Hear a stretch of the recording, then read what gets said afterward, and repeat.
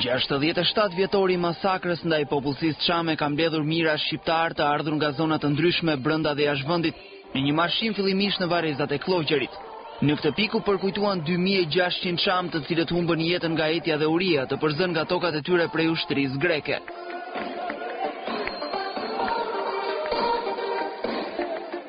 Më pas marshimi ka vijuar drejt qafbotës ku zhvillua një protestë paqësore në kërkim të drejtave të çamëve.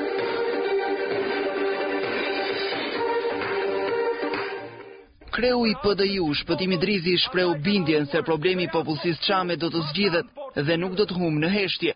Ndërkohë ai propozoi Greqisë edhe riblerjen nga ana e çamëve e pronave të tyre, nga të cilat janë përzënë me forcë në një masakër që shkaktoi mijëra viktima të pafajshme. Ne shqiptarët e çamërisë jemi gati t'i blejmë pra pronat tona, t'i blejmë pra pronat tona dhe t'i ndihmojmë fqinjet tanë të cilët janë në një katastrofë ekonomike. Dhe të arrijnë dhe të ruajnë, sepse ne nuk e vrasim mendjen për ta. Ne do t'i thymë kufit e padrejtësisë kombëtare me lule dhe me demokraci, me themelin e drejtave të njerëzit. Në të njëjtën vijë ishin edhe përfaqësuesit e tjerë të lartë të PDI-u.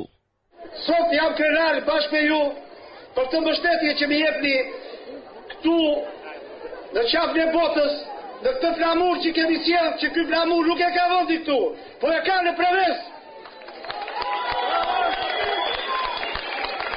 Shteti grek, me gjithë është një moment krize, po bën veprime jo si një shtet evropian, po sen baballarët tanë, të cilët kanë ardhur 3 vjeç, 5 vjeç, 10 vjeç, dhe sot kanë moshën nga 70 deri në 80 vjeç, dhe vetëm arsye që kanë lidhur çamëri, shteti grek i kthen në një mënyrë të tushme.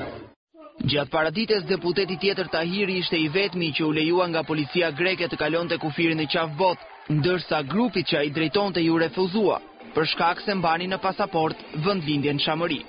Në këtë marshim dhe protestë në mbështetje morën pjesë edhe përfaqësues të forcave të tjera politike, si kreu i lëvizjes së legalitetit e Krem Spahia, Princi Lek dhe djali i erojt Adem Jashari.